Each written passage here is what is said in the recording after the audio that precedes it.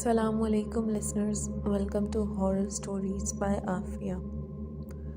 Listeners, آج کی کہانی ایک ایسی غلط کال کے بارے میں جو حقیقت میں کسی کی زندگی کا سب سے بھیانک خواب بن گئی۔ کیا ہوگا اگر آپ کے فون پر ایک انجان نمبر سے کال آئے اور دوسری طرف کوئی سرگوشی میں مدد مانگ رہا ہو، مگر جب آپ اس نمبر کی حقیقت جاننے کی کوشش کریں تو پتہ چلے کہ وہ شخص تو سالوں پہلے مر چکا ہے۔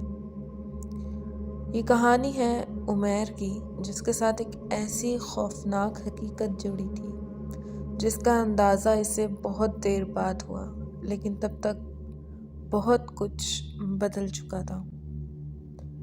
تو آئیے سنتے ہیں عمیر کی کہانی، عمیر ہی کی زبانی۔ میرا نام عمیر ہے اور جو کچھ میں آپ کو بتانے جا رہا ہوں وہ میری زندگی کا سب سے بھیانک تجربہ ہے۔ یہ ایک ایسی رات تھی جسے میں کبھی بھلا نہیں سکتا۔ یہ سردیوں کی رات تھی اور میں اپنے کمرے میں بیٹھا موبائل پر ویڈیوز دیکھ رہا تھا۔ گھڑی رات کے 2 بجا رہی تھی جب اچانک میرے فون پر ایک انجانی نمبر سے کال آئی۔ میں نے حیرت سے اسکرین کی طرف دیکھا۔ اتنی رات گئے کون ہو سکتا ہے؟ پہلے تو میں نے نظر انداز کر دیا، لیکن جب دوسری بار بیل بجی تو میں نے کال اٹھا لی۔ ہیلو، میں نے آہستہ سے کہا۔ دوسری طرف گہری خاموشی تھی۔ چند لمحوں بعد ایک سرگوشی نما آواز آئی، مدد کرو، مجھے بچاؤ۔ یہ سن کر میری ریڑھ کی ہڈی میں سنسناہٹ دوڑ گئی۔ میں نے فوراً پوچھا، کون ہو تم؟ کہاں ہو؟ لیکن کوئی جواب نہ آیا اور کال کٹ گئی۔ میرا دل زور زور سے دھڑکنے لگا۔ میں نے نمبر دوبارہ ڈائل کیا مگر وہ بند تھا۔ شاید کوئی مذاق کر رہا ہو۔ میں نے اپنے آپ کو سمجھایا اور دوبارہ موبائل پر دھیان دینے کی کوشش کی، مگر دل میں بے چینی سی رہنے لگی۔ تقریباً 10 منٹ بعد وہی نمبر دوبارہ آیا۔ اس بار میرا دل زور سے دھڑکا مگر میں نے ہمت کر کے کال اٹھا لی۔ مدد، مجھے وہی سرگوشی، لیکن اس بار پس منظر میں کوئی عجیب سا شور بھی آ رہا تھا، جیسے کوئی ناخنوں سے دروازہ کھرچ رہا ہو۔ تم ہو کون؟ میں نے غصے میں پوچھا۔ مجھے قید کر دیا گیا ہے، یہ مجھے مار دیں گے۔ اچانک ایک عجیب چیخ سنائی دی اور کال کٹ گئی۔ میرے ہاتھ پسینے سے بھیگ گئے۔ میں نے کھڑکی سے باہر جھانکا۔ گلی میں گہری خاموشی تھی۔ پھر میں نے فیصلہ کیا کہ اس نمبر کی تفصیلات نکالنی ہوں گی۔ میں نے ٹرائی کالر پر نمبر چیک کیا، مگر حیرانی کی بات یہ تھی کہ نمبر کسی کے نام پر رجسٹر نہیں تھا۔ میں ابھی اس الجھن میں تھا کہ ایک بار پھر وہی نمبر آیا۔ اس بار میرا پورا جسم کانپ اٹھا۔ میں نے کال اٹھائی اور اس بار آواز بہت واضح تھی، جیسے کوئی میرے کان کے قریب بول رہا ہو۔ عمیر، میں تمہیں دیکھ رہی ہوں۔ یہ سنتے ہی میری سانسیں رک گئیں۔ میں نے جھٹکے سے اپنے کمرے کے چاروں طرف نظر دوڑائی مگر کچھ نظر نہیں آیا۔ کون ہو تم؟ کہاں ہو؟ میری آواز لرز رہی تھی۔ میں وہی ہوں جس سے تم نے 7 سال پہلے مذاق کیا تھا، یاد آیا؟ یہ سنتے ہی میرے ذہن میں ایک جھماکا ہوا۔ 7 سال پہلے میں اور میرے کچھ دوست ایک نمبر پر بار بار مذاق میں کال کیا کرتے تھے۔ وہ ایک لڑکی کا نمبر تھا جو بار بار کہتی تھی کہ وہ بہت پریشان ہے، مگر ہم اسے تنگ کرتے رہے۔ پھر ایک دن اس نے کہا، تم سب کو اس کا انجام بھگتنا ہوگا۔ بعد میں ہمیں پتہ چلا کہ وہ لڑکی خودکشی کر چکی تھی۔ میرا جسم سن ہو چکا تھا. میں نے موبائل پھینک دیا مگر اس بار کال خود بخود سپیکر پر چلی گئی. میں واپس آ چکی ہوں میر، تمہیں لینے. اچانک میرے کمرے کی لائٹ بند ہو گئی اور ایک بھیانک قہقہ گونجا. میں نے چیخ ماری مگر میرا جسم جیسے بے جان ہو گیا. اگلی صبح مجھے میرے والدین نے بے ہوشی کی حالت میں پایا. میرا موبائل میرے قریب ٹوٹا پڑا تھا اور کال لاگ میں وہ نمبر کہیں نہیں تھا مگر میرے ہاتھ پر ناخنوں کے گہرے نشان تھے. اس واقعے کے بعد میری زندگی مکمل طور پر بدل گئی. میں کئی دن تک شدید بخار میں مبتلا رہا.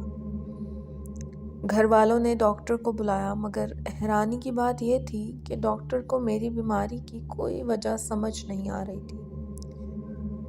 میں کمزور ہوتا جا رہا تھا، جیسے کوئی میرا خون چوس رہا ہو.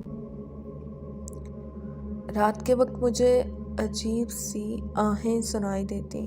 کبھی لگتا کوئی سایہ میرے کمرے میں گھوم رہا ہے. میں نے کئی بار دروازے اور کھڑکیاں لاک کی مگر ہر صبح جب آنکھ کھلتی دروازہ ہلکا سا کھلا ہوا ملتا اور فرش پر عجیب نشانات دکھائی دیتے جیسے کسی نے ناخنوں سے فرش کو کھرچا ہو. ایک رات جب سب گھر والے سو رہے تھے میں بستر پر لیٹا خوف سے کانپ رہا تھا. میرا فون میرے تکیے کے نیچے رکھا تھا اور میں نے فیصلہ کر لیا تھا کہ اگر وہ کال آئی تو میں اسے نظر انداز کر دوں گا. مگر جیسے ہی رات کے 3 بجے اچانک میرے فون کی بیل بجی. اسکرین پر وہی نمبر جگمگا رہا تھا.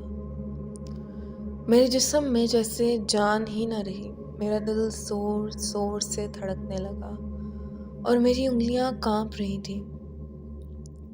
میں نے کال نہیں اٹھائی مگر فوراً ہی میرے فون پر ایک پیغام آیا.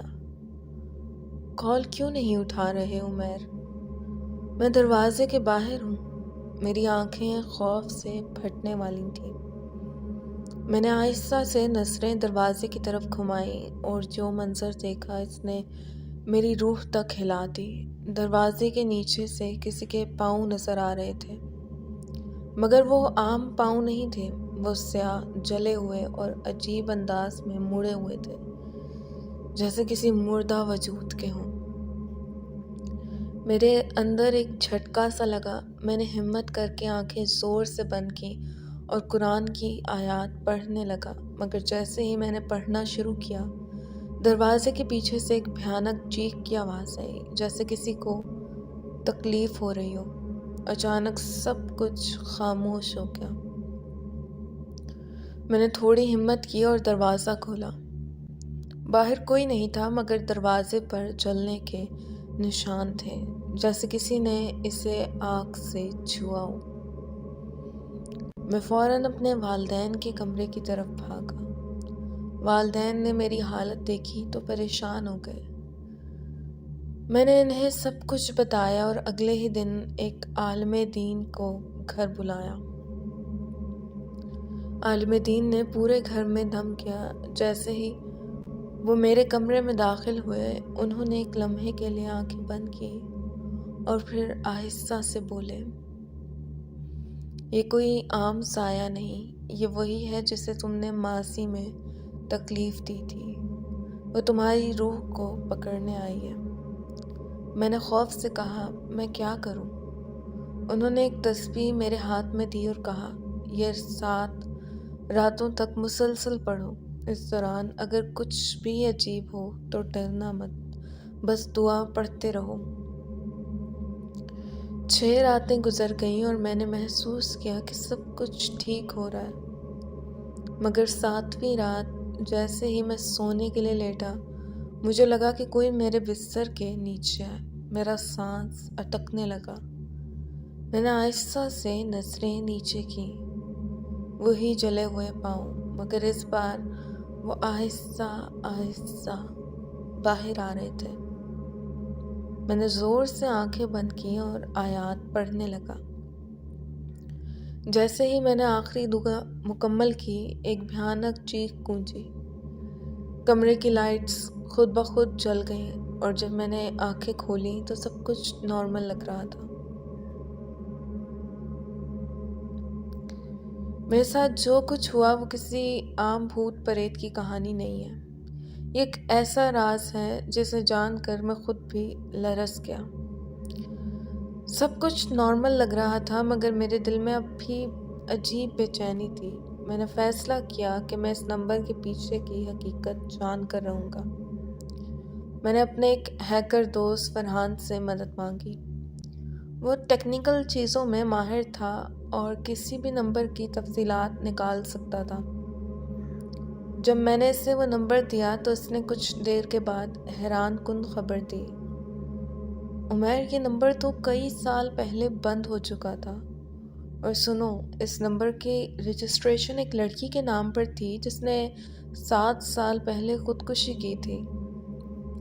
یہ سنتے ہی میرے دماغ میں ایک دھماکہ سا ہوا۔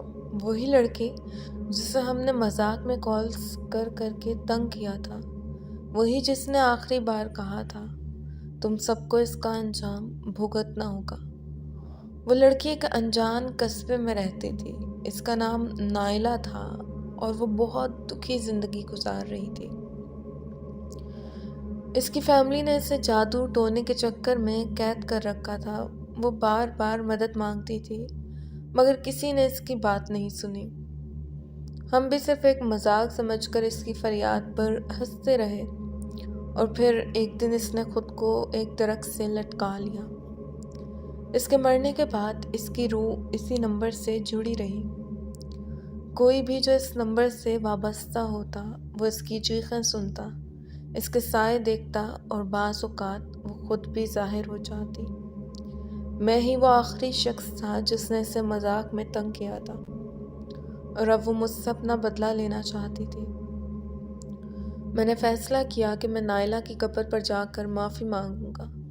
میں نے بڑی مشکل سے اس کے گاؤں کا پتہ لگایا اور اپنے دوست فرحان کے ساتھ وہاں پہنچا۔ جیسے ہی ہم قبرستان میں داخل ہوئے ہمیں شدید سردی کا احساس ہوا۔ حالانکہ گرمیوں کے دن تھے، قبر کھوجنے کے بجائے ہم نائلہ کی قبر کے پاس پہنچے اور میں نے دعا پڑھ کر معافی مانگنا شروع کی۔ اچانک ہوا میں سرسراہٹ ہونے لگی، درختوں کے پتے زور سے ہلنے لگے اور مجھے لگا جیسے کوئی میرے بہت قریب کھڑا ہو۔